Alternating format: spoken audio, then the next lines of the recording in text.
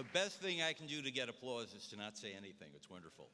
Good morning and welcome to this opening session today for this fabulous 20th Global Conference.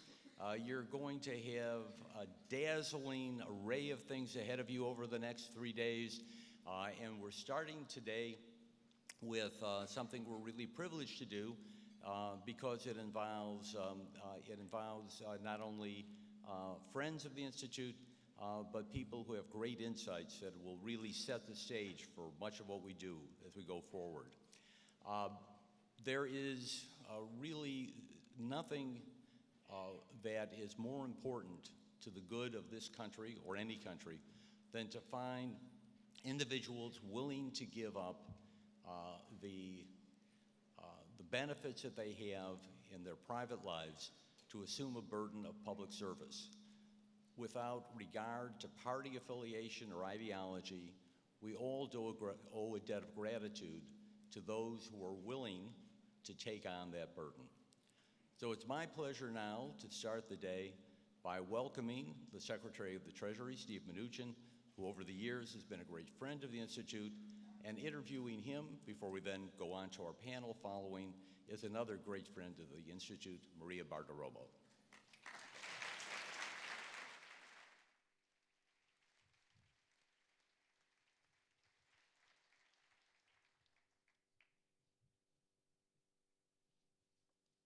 Good morning. Great to be with you all.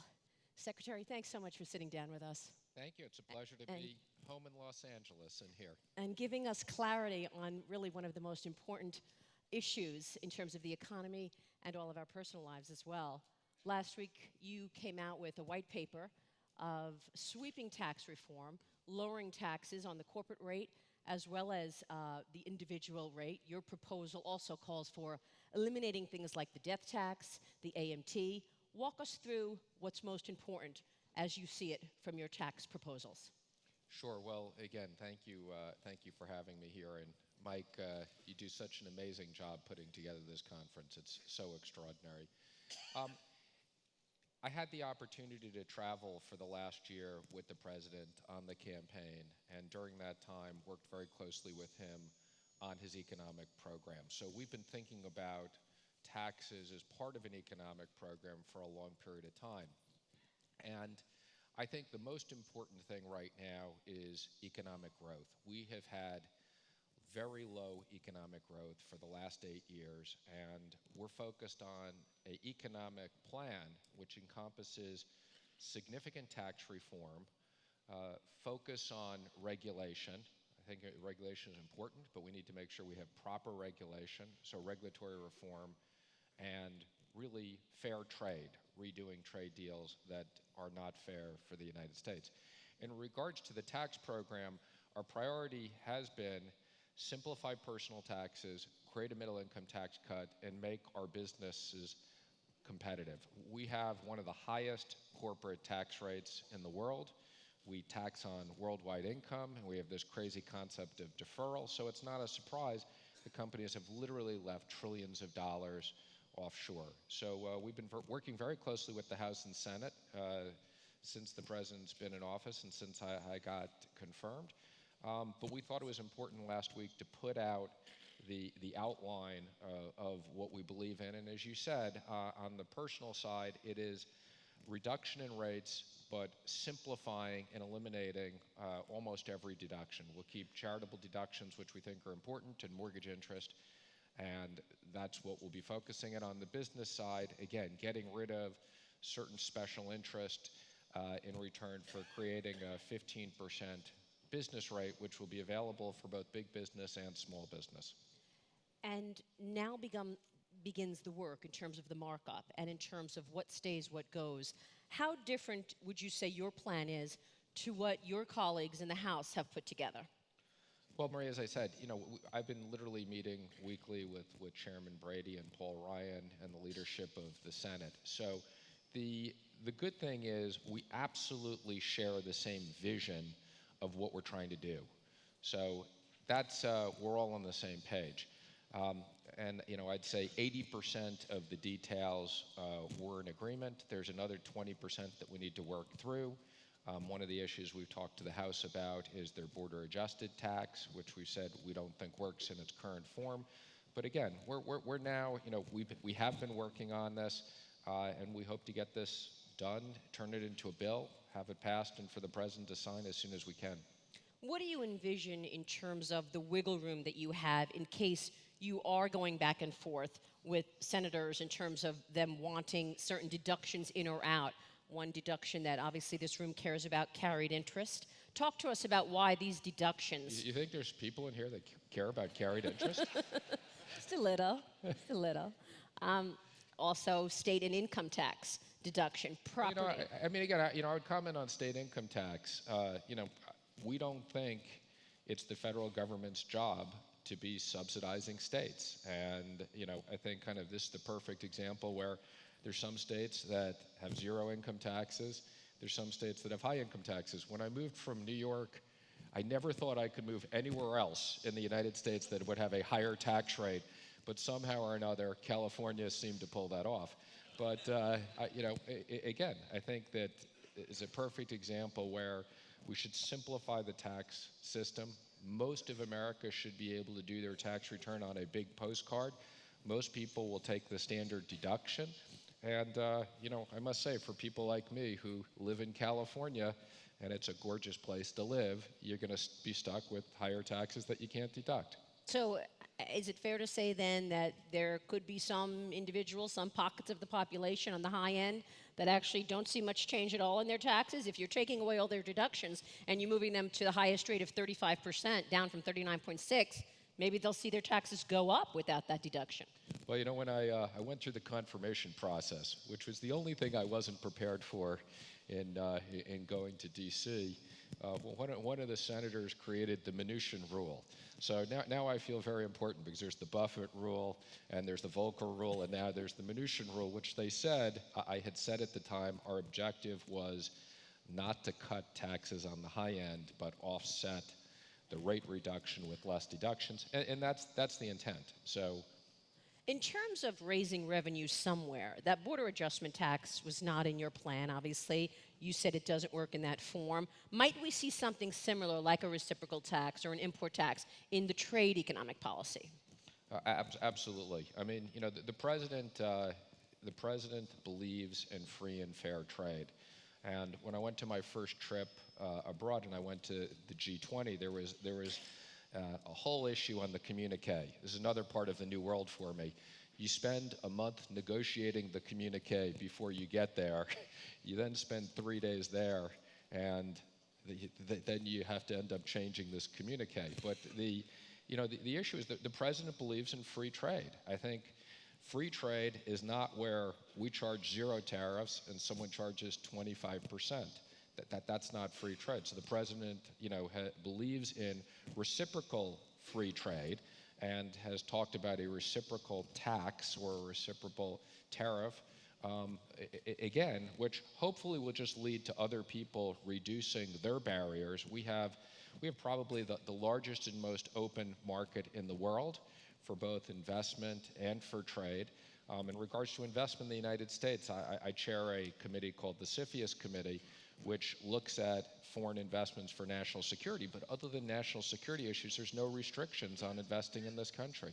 So there are areas that you look at that perhaps you could move around to offset that loss of revenue that could have been $1.2 trillion with the border adjustment tax. There'll be other things. There's plenty of other ways to raise that revenue. And again, the one thing I would just comment on the border adjusted tax is, it netted to roughly $1 trillion. It was $5 trillion on one side and $4 trillion on the other side. So it was had a potentially very large impact on the economy. What kind of scoring have you done, Mr. Secretary, in terms of understanding how much of a hit this is to the deficit? We can talk about if that's important over the near term, but the Committee for a Responsible Budget is raising the red flag, saying growth cannot pay for all of this. This could cost between $3 and $7 trillion, and you say? Well, let me first say, we have a terrific career staff in the Treasury. I mean, I've really been just very, very impressed with the quality of the people there.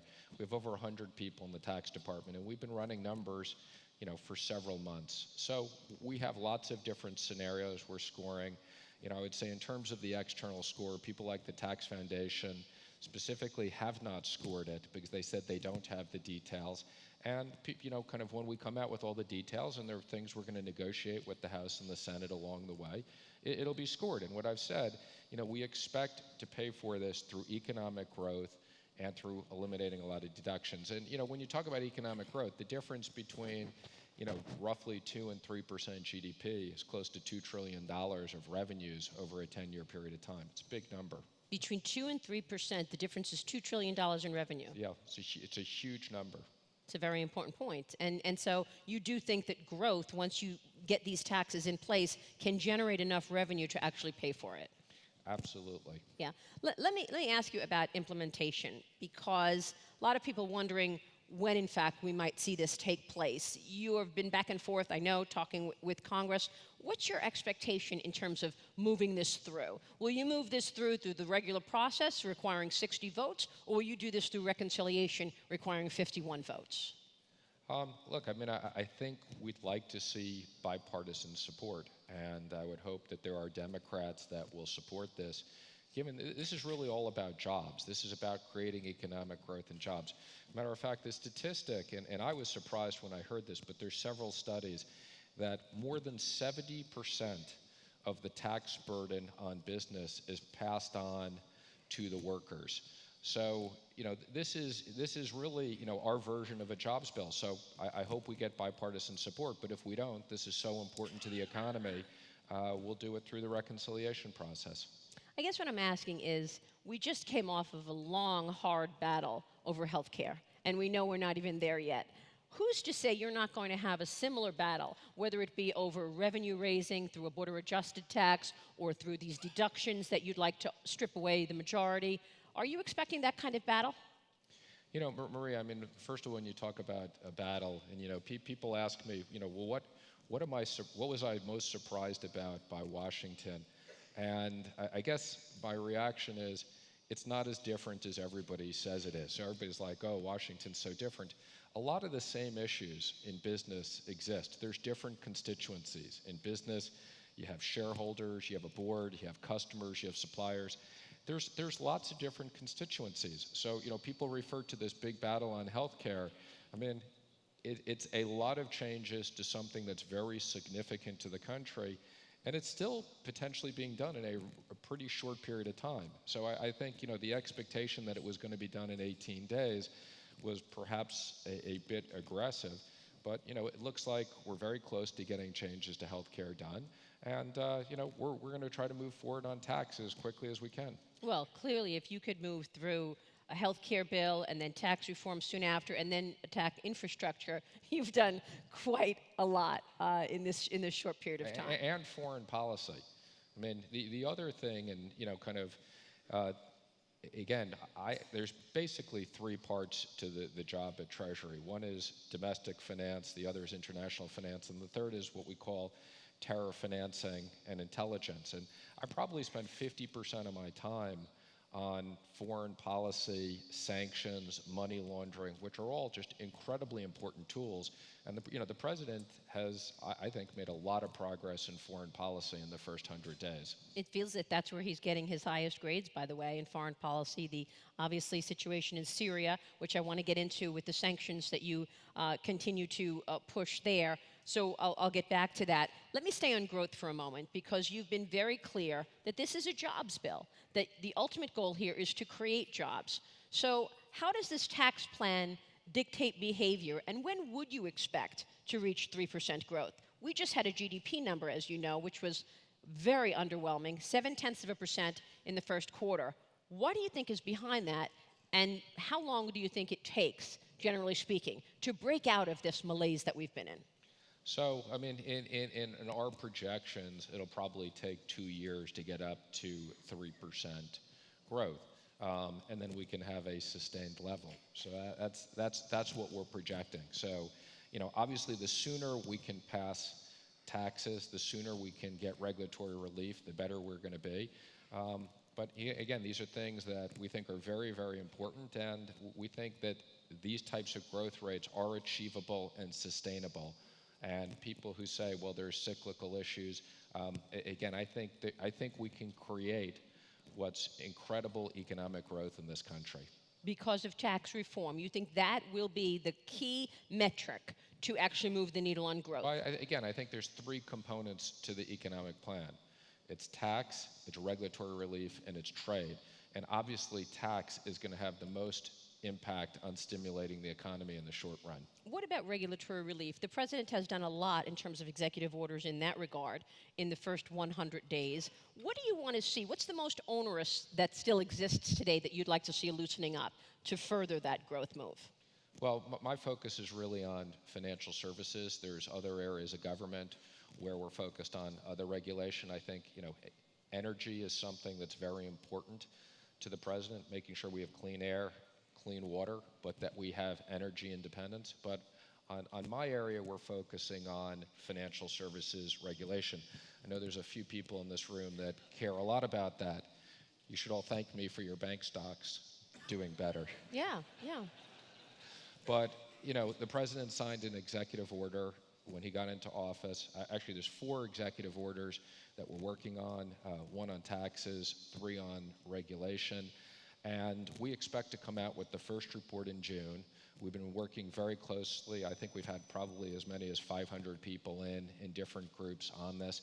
And I think there's a lot we can change just through the regulators. Again, another one of the things I do is I chair the FSOC, where I bring all the regulators together. We need to make sure that they're all working together, that we don't have overlapping, conflicting regulation. Some of the things we'll make recommendations, as I said, for regulators to change. Some of them will be things that the president can do by executive order, and some will be things that need legislation. And this is much broader than Dodd-Frank.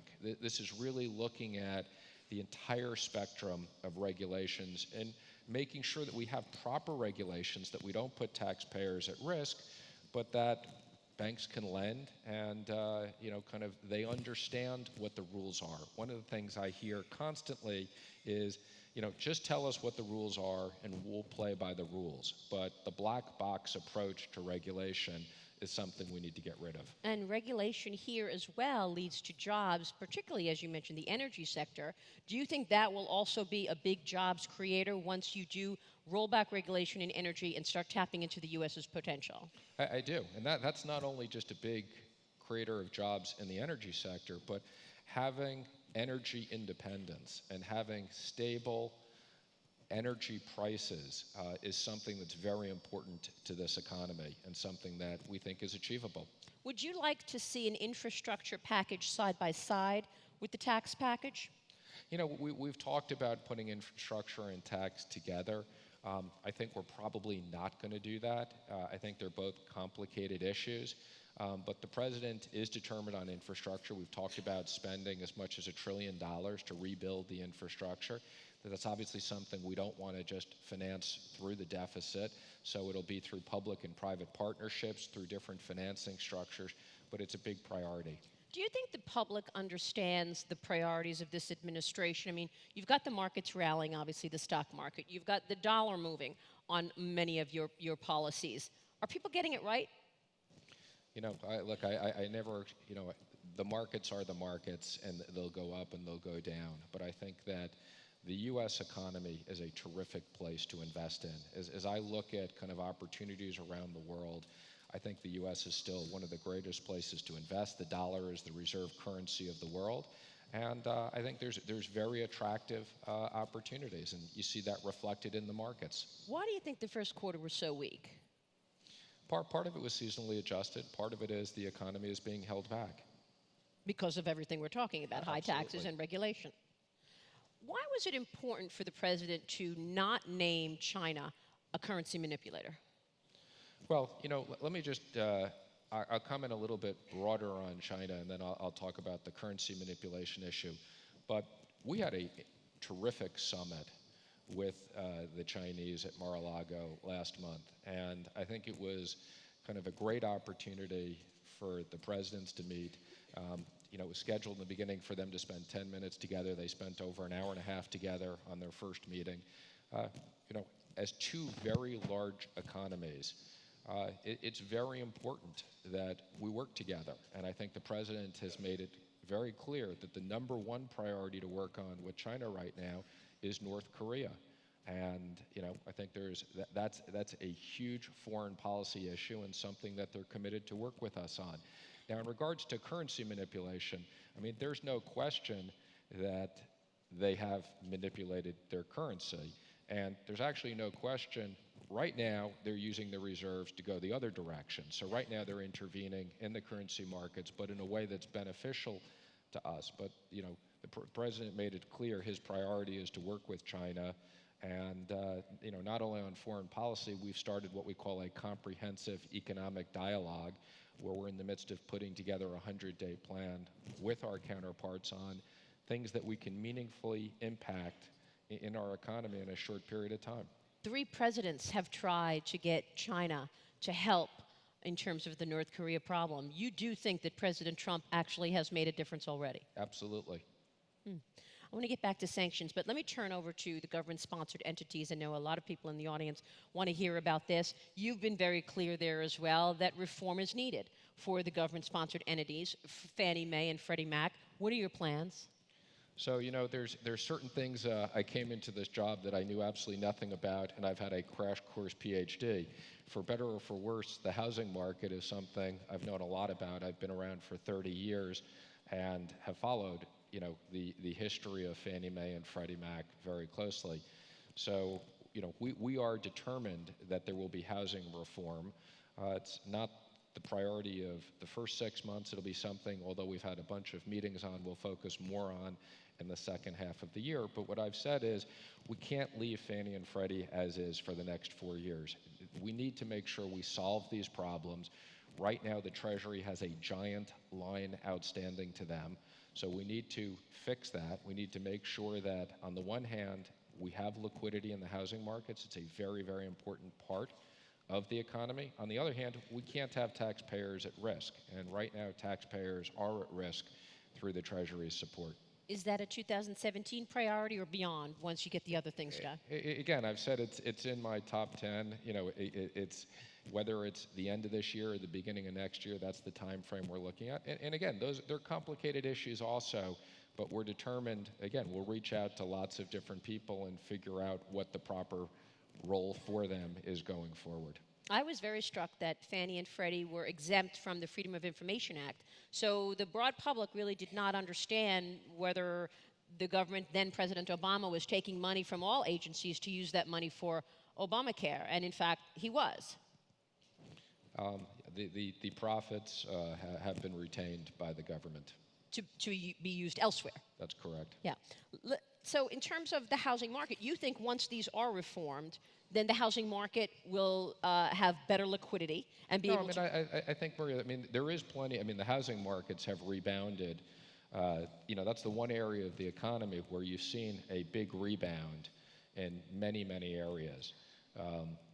Places like LA, it's higher now than it was pre-crash. But they have rebounded in that there is liquidity, but that's because these entities are being run with government support. So what we want to make sure is that we can fix them and reformat them without creating a problem with housing liquidity. Where else do you see growth right now in the economy?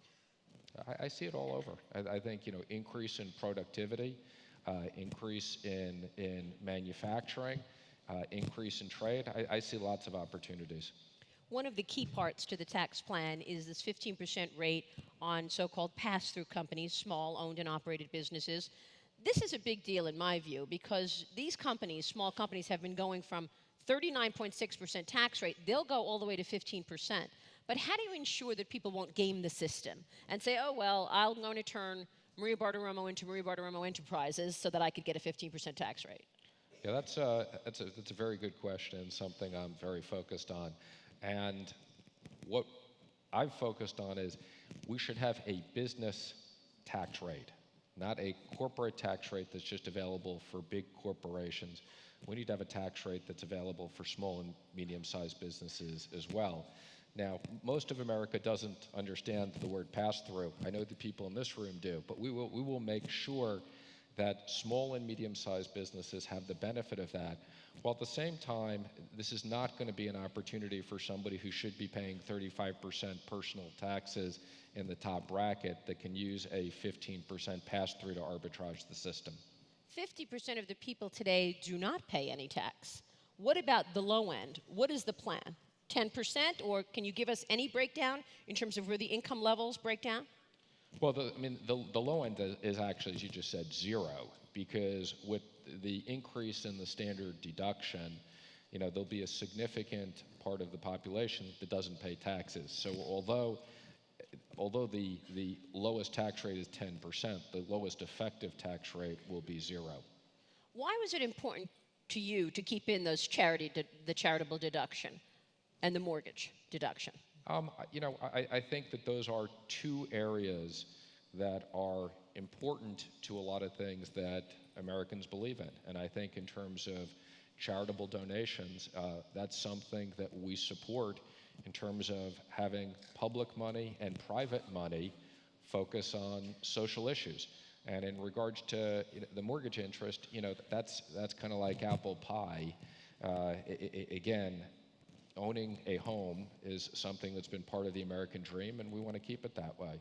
Secretary Minuchin, let me move on to sanctions. You said you're spending a lot of time on this as well. In fact, I was struck when you said 50% of your time is being spent on sanctions. You recently increased the sanctions, economic sanctions on Syria. Tell us what we're doing as a country in terms of economic sanctions to Syria, North Korea, etc., Iran. Well, these sanctions really do work. When you cut off the money to terrorist organizations, you have a big impact. And I think you saw this in the case of Iran. The only reason why they came to the table to negotiate was because of the economic sanctions that were on them. And that's what created the incentives. Now, the president thinks we should have gotten a better deal on Iran than we did, and the sanctions were working. And we've recently put more sanctions on North Korean entities, on Syrian entities, but managing these sanctions programs are very important. And the other thing we do is even, we do what we call terrorist financing. We're able, through OFAC and other areas, to shut down many sources of financing for terrorist organizations. Yeah, and how do you decide in terms of economic sanctions and when to go further, when to get more aggressive? What are your metrics that you're looking at? Well, the president has determined that we should be authorized, we'll use these to the maximum amount allowable by law when we want to impact things. And we have an extensive process. In many cases, there's multiple aspects of the intelligence community, the CIA, the FBI, the NSA, working on information. So the first thing is, it's follow the money, find out where the money is and where it's going. And so a lot of times there could be very long investigations that go into before we put in sanctions to make sure that we're tracking the money and shutting it down. The president has gotten a fair amount of pushback from the left, from critics, in terms of some of his policies, certainly on immigration. I wanted to get your thoughts on immigration as it relates to jobs, because business, of course, global businesses are using H-1B visas. They're using cheaper labor. That has hurt, in many cases, American jobs. Can you square the circle for us in terms of how important regular immigration is in this country as it relates to productivity? Well, look, immigration is a complicated issue. I think the fundamental issue is if we have laws in the country, we have to enforce the laws. And if people don't like the laws, then we should change the laws through a congressional process. So the president wants to make sure that we have legal immigration. That's really the priority. Now, in regards to jobs, there's many people that have come here illegally and contributed to the economy. It's been an important source of growth, and that will continue. Legal immigration is something we'll continue to have. Secretary Mnuchin, you're back in LA. I said to you a moment ago when we were in the green room, you seem happier. You seem just content when you're here in LA. Tell us how your life has changed. How's the job going? It's changed a lot. That I will say. It's People ask me if I'm having fun, and what I normally say is fun is hanging out in LA. It's the most interesting thing I've ever done. So it's a great honor to serve the country.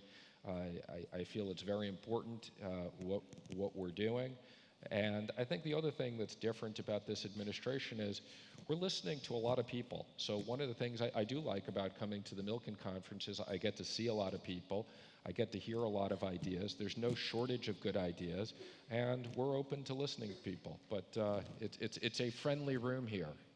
This is a big change, you're listening to people, because oftentimes businesses have gone to the White House, have spoken with presidents of past, and came away and nothing has changed. But you feel you are soliciting ideas and information from business people, outsiders, and putting them to work in some way. Yeah, absolutely. I mean, I can tell you, I've participated in at least a dozen sessions at the White House that the president has hosted. And these aren't just picture-taking events. These are where we've had working groups break out. Many of you in this room have participated in listening to ideas and us taking in feedback. And as I said, in regards to the Treasury, as part of our executive order, I think we've done 16 different group meetings, from community banks to large banks to finance companies, with probably 50 to 100 people in each one of these. So we're going through a very formal process of making sure that we catalog feedback, and then we put together what we think are the best ideas. You've known President Trump for how long? 15 years. 15 years. You know him real well, and you work obviously very well with him. Are you surprised at some of the pushback? Tell us something that the public doesn't know about Donald Trump. What should we know about him? Because the media gets it wrong sometimes, right? You mean the fake news? I assume you're not speaking about all media. No, you're perfect. Thank you so much. I love doing this show. That's why I was on with you this morning. You're the best. Thank you. Actually, I take that back. I'm not allowed to say you're the best. You're just one of many. I understand. I understand. No worries. But there is the fake news out there. So what is the media getting wrong? What do we need to understand better about President Trump? What I will say is, and again, I've known him for a long time, he really does listen, and he takes in a lot of input. At the end of the day, he makes his own decision, but he really does listen. And I think for all the people who have come to the White House and have given ideas, I can tell you he appreciates that very much, and this is someone who's absolutely willing to listen to ideas. Thank you for having me today. Thank you so much. Stephen Minuchin. Pleasure.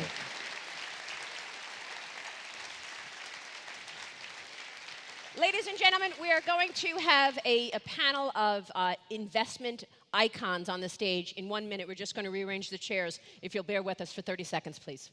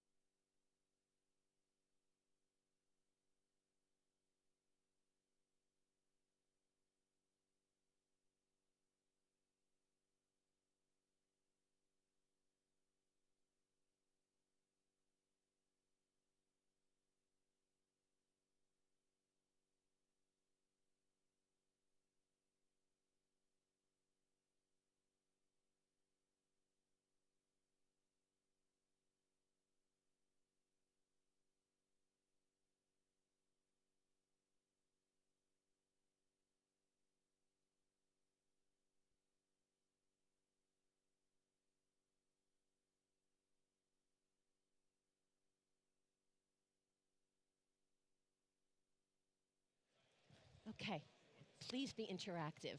Jump in. Please be interactive.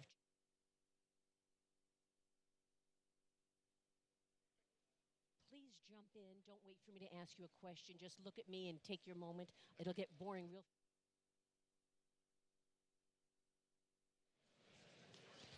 Great, thank you. Okay, welcome back.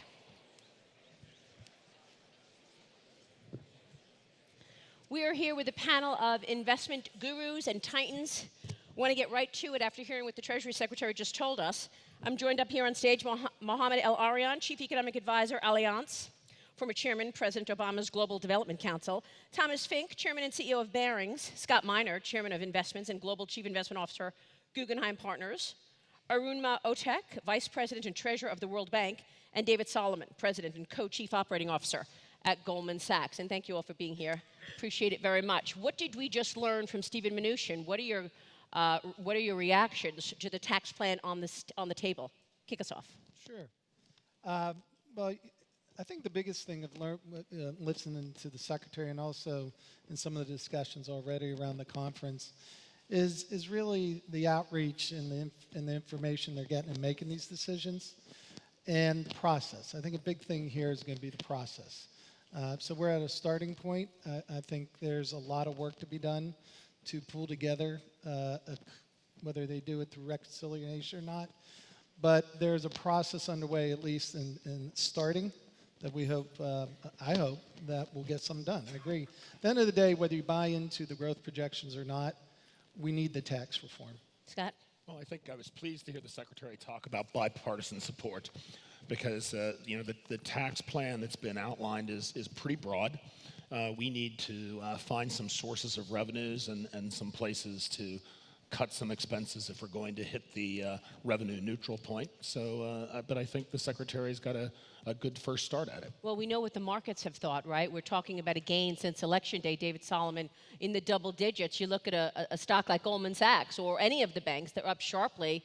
Is the market getting it right? Is the market getting it right? Well, I don't know if the market's getting it right, but it's certainly right today. Look, I think that the animal spirits are out a little bit. We've got an improving global economic picture for sure. You look at earnings here in the U.S., earnings so far, which have been primarily weighted to financials, industrials, big tech, all look pretty good. There's more to come in the context of consumer, REITs, energy still to come. But there's a lot of policy that's generally reflative, good for asset prices, good for markets that's being discussed. And the question now is, will we be in a position to see some of this policy, implement? And what I'd say is that the market had enormous conviction about the direction of policy right after the election and through the end of the fourth quarter. And this quarter, it feels like that conviction is a little more muted because when you get into the process of actually legislating a bunch of these policy decisions, it's complicated. And so we'll see. And we saw that just recently. We're still seeing it in terms of healthcare. Do you think we'll see tax reform in 2017? I'm hopeful we'll see tax reform in 2017. I think that we need tax reform. I think the simple process of simplifying the corporate tax structure, getting a bunch of cash back on shore, simplifying the personal tax structure all makes sense. But I think it's hard to actually get it done. So, I think we'll get something done in the context of 2017. The question is what and where will the compromises be? At the end of the day, it's all about compromise. Arunma, how does the World Bank see it? And do you think that a change in the economics in the U.S. will mean a big change for the global economic story? Oh, absolutely. Where the U.S. goes is where the world goes, in my view. What I really liked is the emphasis that Secretary Minuchin placed on the commitment of the administration to spurring economic growth. We need the U.S. to grow for the world to grow. One of the things that I liked very much is the comments that he made about supporting the financial services, because at the end of the day, finance is good for growth. It's good for the world. What I'm excited about, which President Trump has mentioned, is the emphasis on infrastructure.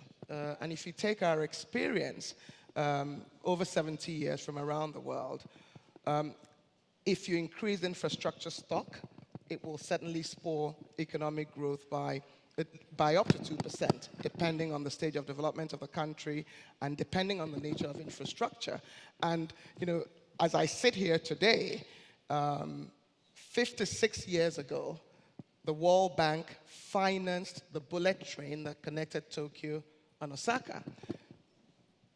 From 1963 to 1975, we provided loans to Singapore for telecom, for their ports, for power, and all of us are very excited about what Singapore has done over the years. 70 years ago, we gave our first loan to France. And I say this because it's always good to go back in history. And when people think about the World Bank, we often think about the developing and poor countries, but it's also good to look at the success stories, and some of what I experienced has been. And so I'm excited about the possibilities of infrastructure, and I hope that the administration will be supported in the way that I believe that President Eisenhower was supported for the 44,000-mile interstate highway that many of us still rely on today. It's a nice reminder of how important growth really is, Yes. and how growth can move many ships across the world. Mohamed El-Erian, you have been encouraged by some of the plans you're hearing about, but you're not so sure about markets getting ahead of themselves right now. So if you listen to what the Secretary said this morning, it is encouraging that the administration is emphasizing economic growth. And I love this notion, to use his word, that the tax plan is our jobs bill. That's a really good way of seeing it. It is encouraging that they realize that the tax plan is not enough. He mentioned deregulation and he mentioned trade. So I think that is really encouraging. What I think we're all going to find out is that the tax reform component is a lot easier to implement than the tax cut component. That is going to be quite complicated politics on the tax cut. And the other thing we're going to find out is that you need a lot more to promote economic growth. You cannot wait for infrastructure. I agree with you, infrastructure is critical, so that should be sequenced up front. And you need to do more on the productivity side in order to enhance growth. So I think the emphasis is correct, but when it comes to the details and when it comes to the implementation, there's going to have to be a rebalancing of policies to validate what the market has already priced in. David is absolutely right. The market has priced in a lot of announcements, and now we need the actions. Well, I tend to agree with Mohamed that the market has priced in a lot of optimism right now. And while I think that what we're hearing out of Washington gives us reason to be optimistic still, there is a moment where we're going to have some delivery. And so, I'm a little bit concerned that if we don't see some movement on tax reform before the end of the year, or we don't see some movement forward on health care, that the market is going to start to doubt the administration's ability to actually deliver. And so I think that's the big challenge ahead of us, Maria, is that can we start to deliver on some of the promises, and which promises can we deliver on? So far, it feels like there's a bid under this market until something goes horribly wrong. Right, and there are a lot of things out there that could go wrong. Some sort of military confrontation with Korea that doesn't go very well, or North Korea, that is, or just a failure on the part of Congress to actually start to be able to implement some of the changes the administration is looking to make. I think that everybody will agree the president's program is a pro-growth agenda. It's do we have the willpower politically in Washington to get it done? And I think there's a lot of pieces that go even beyond getting this legislation done. A lot of this has to do with the trade policy that you talked a little bit about, and how we are dealing with China and other countries in terms of direct investment. So if you think about all the questions, there's all these big issues on his priority list, which are all very relevant, but any one of them is very hard to achieve in a short period of time, and the market might just grow tired of waiting. The idea of 3% and 4% in terms of economic growth, how realistic is that at this point? Let's talk about some of these policies and what the impact would be in terms of dictating behavior. For example, David Solomon, with a much lower tax rate, 15% for small business and big business, by the way, Would that dictate different behavior on the part of a CEO in your view? Will that person say, okay, I'm keeping more of my income, I'll create more jobs? Look, there's no question that you can look at the way companies operate around the world, and in jurisdictions where there's a very, very competitive tax structure, you tend to create or attract investment.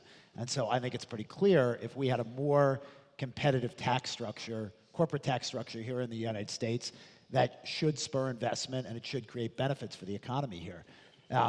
All of it comes ultimately through not just the concept, but when you really get down to the details of exactly what we've done and what else is going on. The thing that I find so interesting when you're talking about the markets, here and what's going on from a market perspective, there's no question that the comments that have been made, the market's pricing in some excitement about our moving in a different policy direction. In other words, if you go back to November, the world thought we were over here, okay, and the world thought the next thing we were going to get was also over here, and we got something that moved us, in a different direction. People are excited about that because that can move the market in a positive direction. But there's a lot going on in the world. The world's a fragile place. Massive disruption coming with technology. There's going to be lots of competition. There's opportunity for growth, but there are also a bunch of deflationary pressures, in the economy that are going to continue to push. And I think the matrix or the cocktail of how that all gets mixed together is very, very complicated. But at a high level, a more simplified corporate tax structure should spur investment here in the United States, and it should be good for economic growth. Well, I would concur when you look at the World Economic Forum's review of the United States. The tax issues are what businesses think are the most problematic factors. And so addressing them is extremely important. But I do want to say that optimism is extremely important. And I think I've appreciated the rally in the markets, the optimism that we've seen.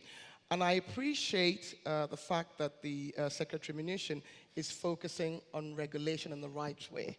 Enough regulation, because maybe we swung a bit too far to the other side. And for you to have capital markets that have the depth that the United States capital markets have, you do need regulation that is just right. And I say that because, if you think about America, for me, is a leader in innovation. And one of the reasons it's led innovation, it's the quality of the capital markets, because it's a meritocracy. Capital allocation is given to those who can best use those resources. The World Bank is able to do what it does around the world because of the depth of the capital markets of this country. I mean, it's been more than 70 years since the World Bank was set up, with $15 billion of paid-in capital. We've been able to leverage ourselves 40 times, and we've been able to basically raise funds that are reasonably priced and to do development around the world because of the depth of these capital markets. And optimism, regulation are extremely important, and innovation, of course. It's a very important point that you're making. There are no other markets that are as deep and have the breadth that the U.S. markets do, which is a really important point. You were going to jump in. Well, I was going to jump into the point about the lower tax rates. Certainly lower tax rates in the United States should achieve one of the administration's objectives, which is to bring back manufacturing to the United States. The tax rates in our country have been too high. I think we know this now. And so I think the lower corporate tax rate should be good to bring employment and, in the near term, help spur growth.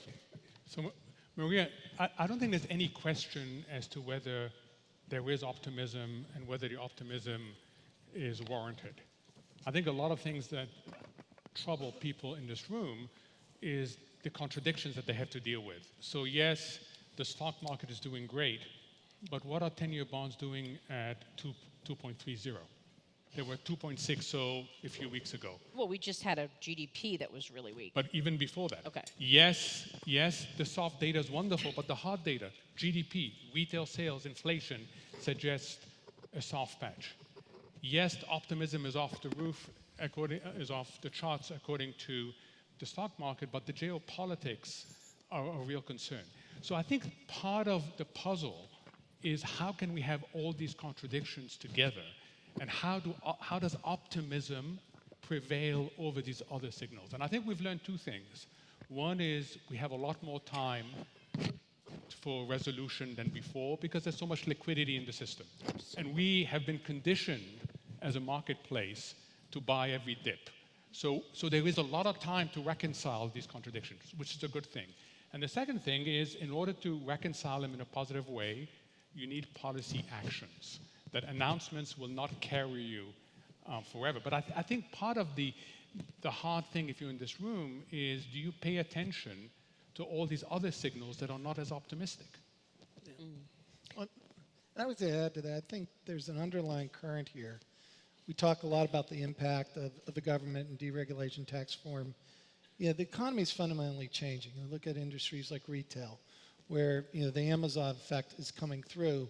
Well, for every winner in the technology side, there are losers, and we're going to see that play out in local economies, local real estate, and so there's a counter effect to some of this growth of the new economy. It's at the expense of other businesses and industry, which also affect growth over time. So it's not as strong as the first headline number or headline comment shows. There's a lot of volatility between the two. Yeah. Let me ask you about deregulation while I have you here, Tom, because your industry is obviously going to be really impacted by the rolling back of regulations. Have you felt that alleviation yet? Anticipation of change?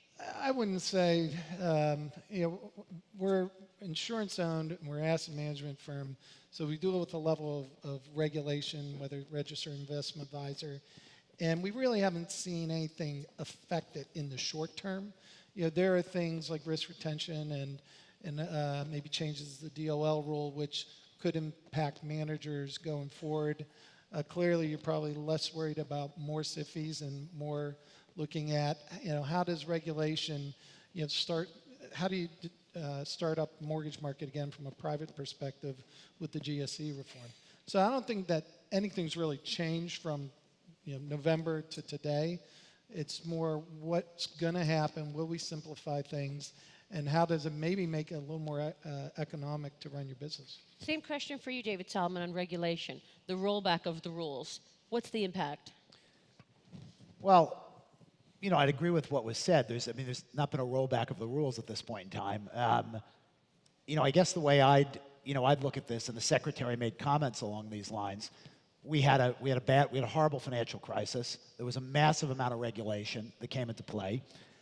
The fundamental purpose of that regulation was to make the system safe and sound. Certainly, some of that regulation had a meaningful impact on bringing down leverage and recapitalizing the system. But there were a whole bunch of rules that were put in place, and nobody ever really looked at the amalgamation of what was put together and said, okay, how does this all work? What's the interplay? What is the cost-benefit analysis in terms of making sure we're spurring investment growth and allowing large financial institutions to do the things that they have to do that help support economic growth in society? And so after 8 years, it's not a bad thing to step back and take a look at all this and say, how does it all relate? What's working? What can we do that makes the system more efficient?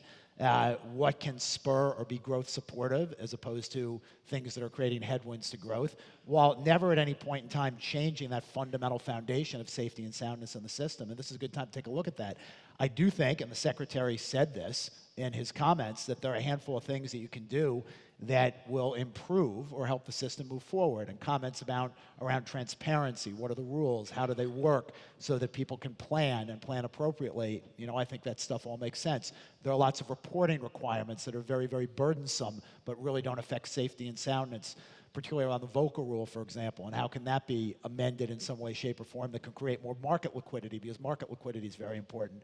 So all of that is out there for discussion. I think it's great that the Secretary and the administration are talking about these issues, and we'll see what the effects will be. Yeah, right now it's a little bit of guesswork in terms of how these rules or rollback and regulations will impact things, but sort of practically speaking, if we have lower rules, or fewer rules rather, do you think that creates more deals? Would that trigger consolidation? Would that trigger, a change in the business climate? What would be the actual result of this, in your view? So, more deals, more activity. Look, everything ties to growth, in some ways. And we were talking before about confidence. one of the things that I'll note right now, just because we're talking about markets and confidence, is CEO confidence is as high as it's been since 2004. And that affects deals, and that affects market activity. I don't think that the regulatory change should be linked directly to changes in, when you're talking about banks, to specific changes in overall economic activity. But what we do need our financial institutions to do, we need them to lend, we need them to provide liquidity, we need them to make markets, we need them to participate, in the marketplace, and rules that in some way inhibit or hold them back, rules that might create some benefit, but when you look at the cost-based analysis of what kind of risk you're protecting versus what kind of benefit you get, those are things that we can look at. And by and large, I think the way the regulatory push moved and the speed with which it moved, it created some headwinds to growth. And so to the degree that some of that gets adjusted, I think there's opportunity for improved growth and therefore improved activity. I think the Treasury Secretary has the right tone, and David reinforced it, which is that you do need people to understand the rules. You need more transparency. But my experience as a former regulator is that people are generally opportunistic.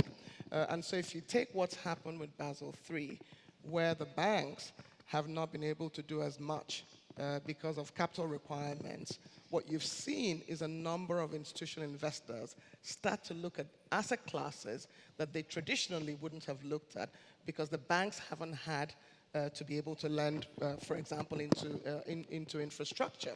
And for insurance companies, for pension funds, where their liabilities are longer term in nature, it has inspired them to start to think about how they can do things differently.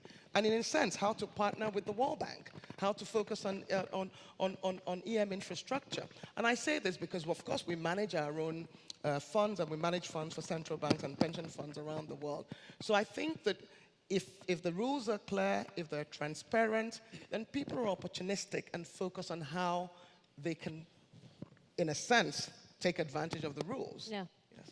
I think the other thing we're learning is that if you get higher economic growth, more things are possible. So you can prudently deregulate. You don't have to worry about deregulating ahead of another crisis. Another thing I think we're going to learn is that if we get growth, then the Fed can do something that many of us were wondering about, which is, can it normalize policies without causing an accident? Ray Dalio had this concept of a beautiful deleveraging a few years ago. Now there's a possibility of a beautiful normalization of monetary policy if we get growth. And we're going to have to learn to get used to a Fed that leads markets again as opposed to follow. But if we get growth, a lot of other things get solved as well. But do you worry that the Federal Reserve is on now a new path toward raising interest rates just at the time that we're just beginning to see the economy get some traction, and we haven't actually seen it yet because we just had this GDP report of 0.7%, which was underwhelming. Is now the time to ramp it up in terms of raising rates? Yes. First of all, the GDP number, and I'm not normally optimistic, but the GDP number of 0.7% had one-off effects that are reversible. 2, there's a seasonality element to it. And 3, it hid the fact that exports and business investments are doing well. So this was not as bad a GDP report as the number suggests. Second, we need the Fed to normalize. The collateral damage and the unintended consequences of running unconventional policies for too long can become a problem in itself. So there is a window for the Fed to normalize. Now, we're not talking about the Fed taking interest rates to 5%. We're not talking about the Fed selling securities back into the marketplace. We're talking about a very gradual process that will see probably 2 more hikes this year for a total of 3. Right. I think the Fed is on the right course right now. Obviously, they always have the caveat that everything's data dependent, so they could change direction at any moment. And I think I agree with Mohamed that we'll get 2 more increases this year. The big question in my mind is how will they manage the balance sheet going forward? And I think Dr. Yellen is anxious not to leave the Federal Reserve and not have a plan to get this done. And so by September, I would expect we'll hear a plan from the Fed. To wind down the balance sheet. Exactly. Talking about $4 trillion? Well, More than that. they started with about $1 trillion, so they only had to get rid of $3 trillion. Okay, so, so $3 trillion. so, but I think that Janet Yellen will be very concerned that if she were to leave the Fed and not address the balance sheet issue, that it would leave this Fed open to being criticized. And so I think the Federal Reserve is anxious to address the balance sheet. Whether that's the right decision or not, we'll find out. But I think they'll want to get started sooner than later, because if they get started later in the year, they have fewer options to adjust course. So I think by September, Maria, we'll hear what the plan for the balance sheet is. And of course, the low interest rate environment, Arunma, has been one of the issues for a lot of emerging market countries. It's been a very fascinating, uncertain, unprecedented period. On the asset side, you have negative yielding assets or very low yielding assets, and people say the numbers are $40 to $50 trillion, and so we're hoping that will encourage a lot of asset managers to focus on emerging markets and particularly EM infrastructure, given the possibilities. And we're very, given our wealth of experience around the world, we're very ready to partner with investors. People have described us as being able to de-risk countries because of our influence over countries, because of course we're owned by 189 member countries, and if you're not in good standing with the World Bank, you're obviously not able to borrow from anyone. So we're hoping that given that it will take some time for us to get to normalization, that there will still be interest in EM. Some of the concerns are, of course, that a number of countries, there is an accumulation of private debt in EM. And so it's a headwind to worry about.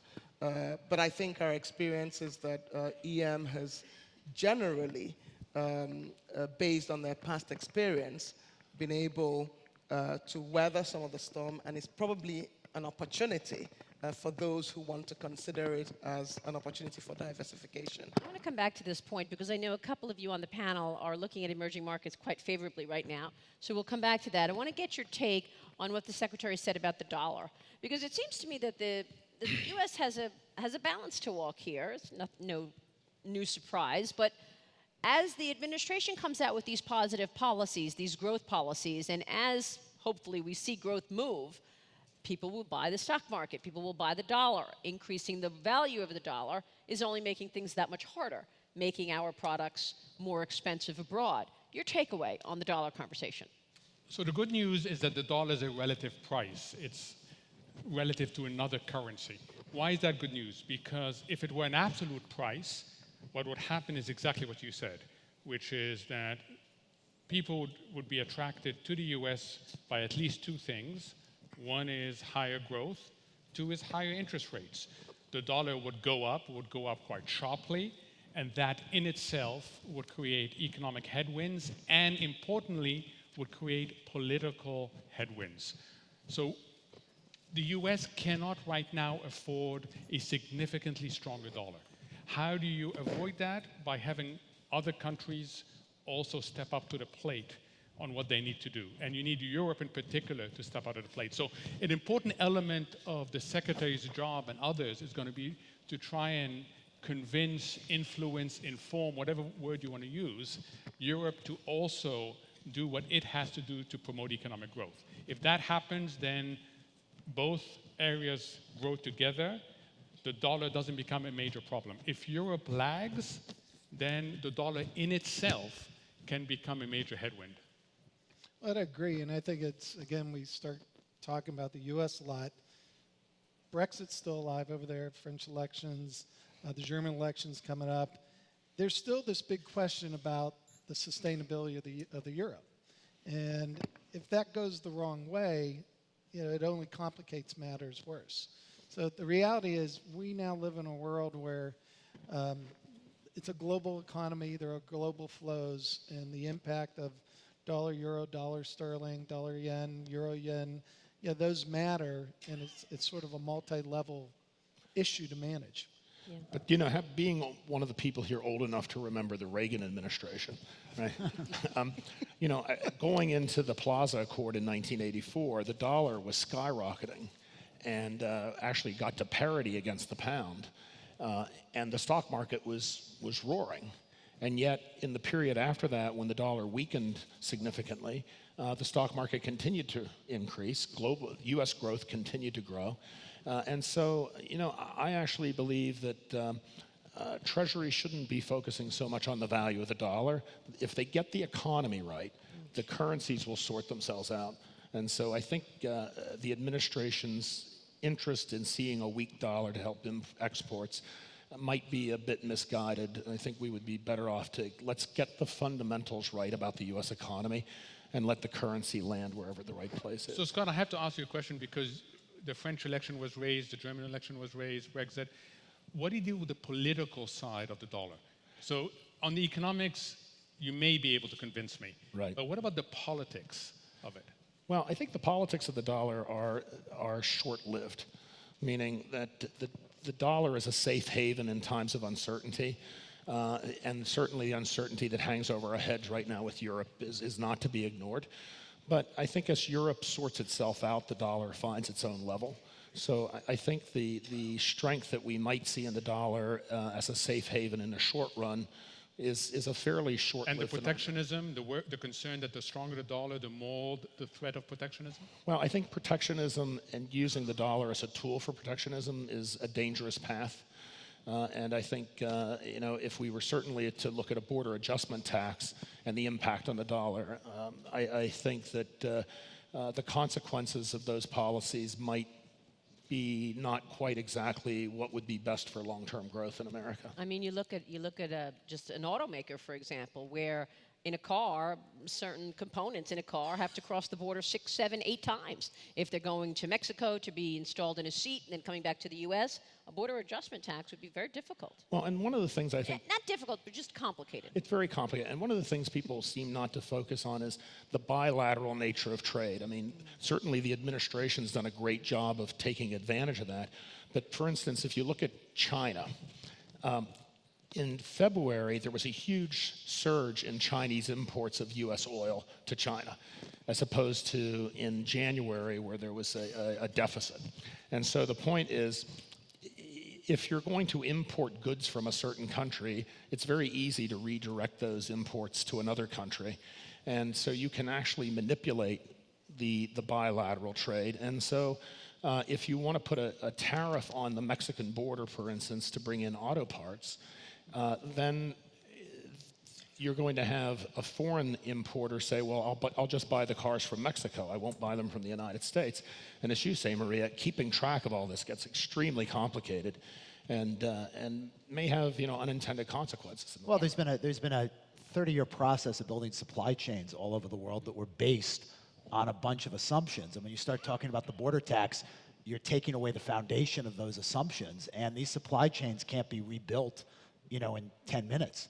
It takes years, decades, to build out those supply chains. And so the complexity of it is when you really look at manufacturing processes for so many things that we really take for granted, if you did have a border adjustment tax in some way, you'd have to really rebuild a lot of these supply chains, and that would take a long time. And there'd be a lot of costs that would wind up getting passed on, in the context of that. Well, and I think you could, in the short run, lead to a lot of distortions in trade. Yes. That could adversely affect our position in the world. Which is why it's not in there, and the president has pushed back on it. I do think, based on what Secretary Minuchin just told us, there will be some revenue raise in economic policy. It will likely be in the trade economic policy. Let's go around the world and talk about where the growth is, what you're seeing in places like Europe and Asia. Thomas, to kick it off with you, with $280 billion in assets under management. How do you allocate capital, and what are you seeing in terms of flows right now? Well, the flows we're seeing, we have about a third of our assets between, or client assets in Europe, Asia, and the U.S.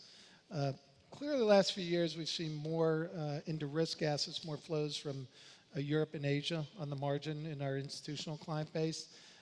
The reality is people are looking for yield. The common denominator is in the institutional, our clients are primarily large institutions, and they continue to look for yield. I think that's, we were talking earlier about infrastructure and infrastructure debt, and these are areas where institutions are moving in part because they need the yield, they need the income, relative to the rates in their countries, ultimately. So I think there's opportunity to deploy that capital. What we need to see in some respects is a little more pickup in business investment.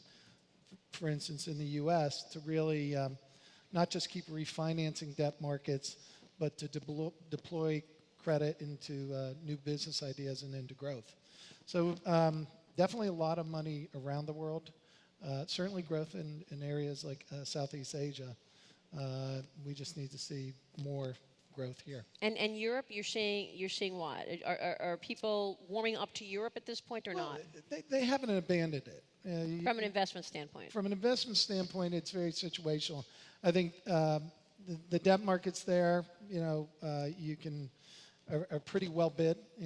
We look at the high yield market, and it's not as strong of a return maybe as the U.S. high yield market, but there's still yield there relative to where high grade corporate rates are or sovereign rates.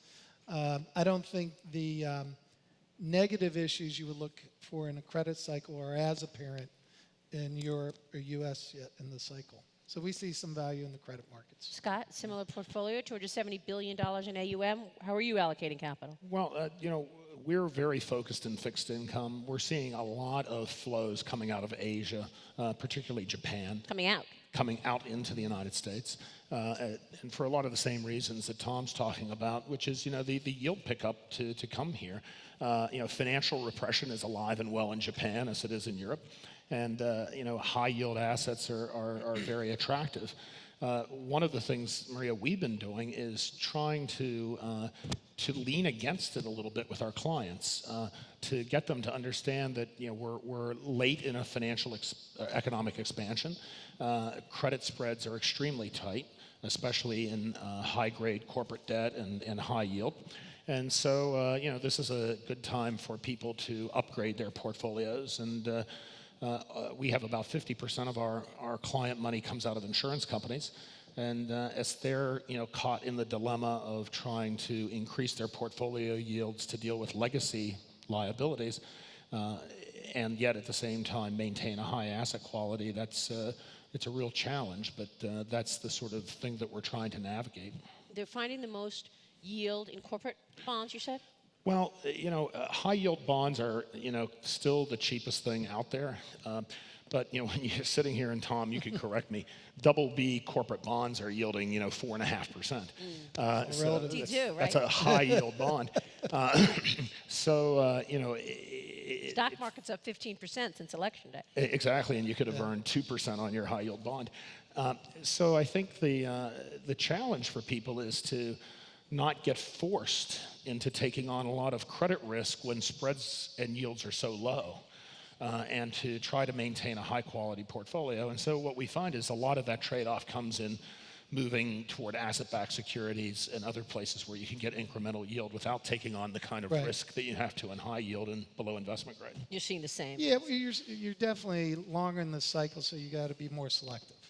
We always look at it as our approval decline rate. And in 2009, it was 80%. Now it goes below 50. But then you also look at other asset classes, such as real assets, where you may see some incremental income and yield in a less correlated way to the credit cycle. Mohamed, what about you? So Where do you see opportunity? You've got to be more selective. I fear you've got to be a little bit more tactical than you'd like to be. And I think the third element is you need to reconcile valuations that are generally on the rich side with lagging sectors. And I think emerging markets is a perfect example of that. If you have certain risk dollars to put to work, I would put fewer of them to work, but I would allocate them more to certain markets that have continued to lag, even though they've done much better in the last few weeks. Emerging markets, for example, Europe, are lagging relative to the US. That's a great point. Arunma, you're looking around the world and seeing very different situations. China just reporting a GDP of 6.9%, I believe. Was that the number? Where do you see growth right now? I think that growth is in EM, but I'm Emerging obviously market. biased. We manage a very large dollar book, and as we think about what we should do, with all the uncertainties around the world, I have to confess that we're generally neutral to benchmark. And where we can be opportunistic, we will be opportunistic. So notwithstanding the opportunities that you can see around the world, I think we've generally been more comfortable at this time being neutral to benchmark, because we've had a lot of surprises. I mean, we've had so many surprises since Brexit in June. And safe haven assets always do better when there are surprises. So our posture has been more defensive than it should be on the asset management side. Yeah, and by the way, I'm not asking you allocating capital necessarily, obviously, but just in your role, you see all of the growth stories around the world and what you see as most attractive. But you did say that. David Solomon, walk us around the world. What are you seeing? You know, the message that I would highlight is if we went back 12 to 24 months and we kind of thought about where we were and what growth looked like in the world, it looks better now.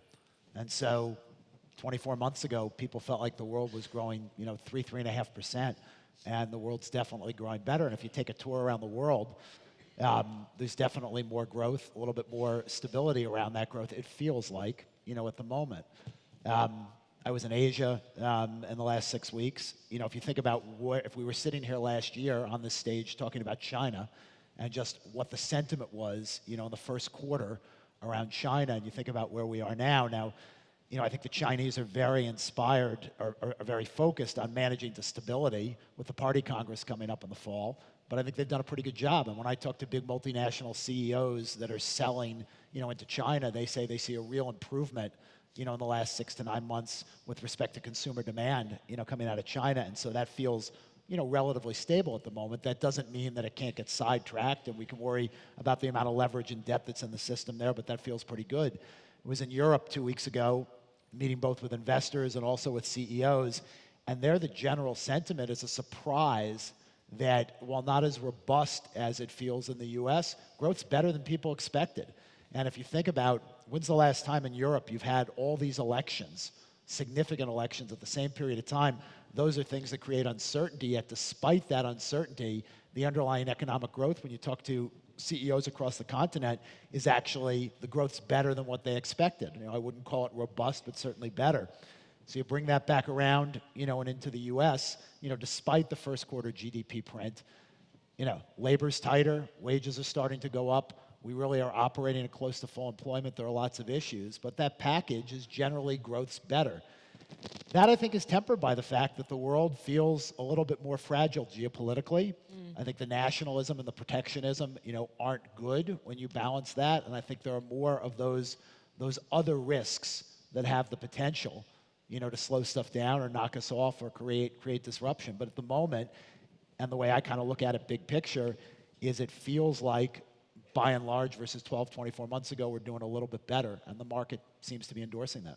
You can't talk about growth without talking about technology embedded in every industry. Everything. Walk us through what you're expecting this year or 2018 in terms of the big trends, deal flow, innovation, growth. Well, the big trend that every business is wrestling with is technology is changing the way every business is operating. It's disrupting everybody's business. Anyone that feels that their business isn't being impacted or disrupted by technology, is probably going to miss out pretty quickly. And so when you think about it, no matter what you do, you're delivering a product or a service to a client or a customer in some way, shape, or form.